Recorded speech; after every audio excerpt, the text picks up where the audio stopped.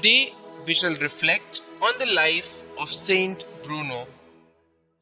Bruno Hartenfaust was born at Cologne of distinguished parents and frequented the famous Episcopal school at Reims.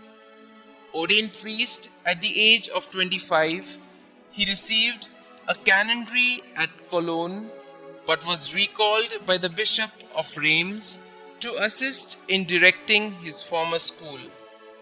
His master, the saintly Herriman, had for some time contemplated entering a monastery, and when he carried out his plan a year after Bruno's arrival, the young saint was made director of the Episcopal school and supervisor of all the educational institutions of the diocese. St. Bruno filled this difficult and responsible position for 20 years and maintained the school's high teaching tradition. In the year 1075, he was appointed Chancellor and Canon Theologian for the diocese.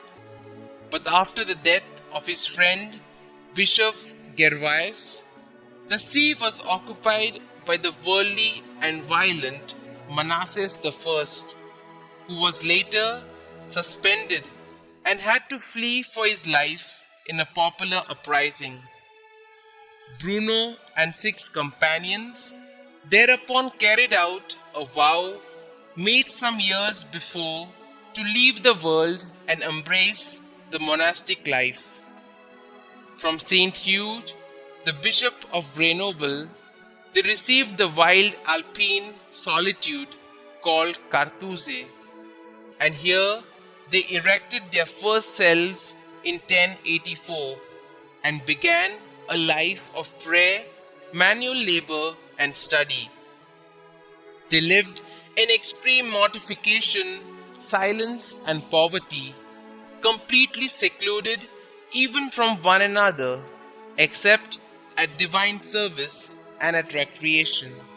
That was the beginning of the eremitical order of Carthusians, which always had a special devotion to the Blessed Virgin. Bruno, however, was to spend only 6 years at the Cartouze, for Pope Urban II, one of his former pupils at Reims, called him to Rome as his advisor and confessor. This pope's principal aim was to continue the reform of the clergy, which had been initiated by Pope St Gregory VII, but he had to contend with an anti-pope, Guibert, and the Emperor Henry IV, whose military success made it necessary for him to take refuge in southern Italy. Bruno tried repeatedly to prevail upon the Pope to let him return to his much-cherished solitary life, but Urban wished him to remain within call, and so had a new monastery founded in Calabria, where Bruno died on the 6th of October 1101. His Grand Cartouze continued to grow until it controlled some 250 monasteries.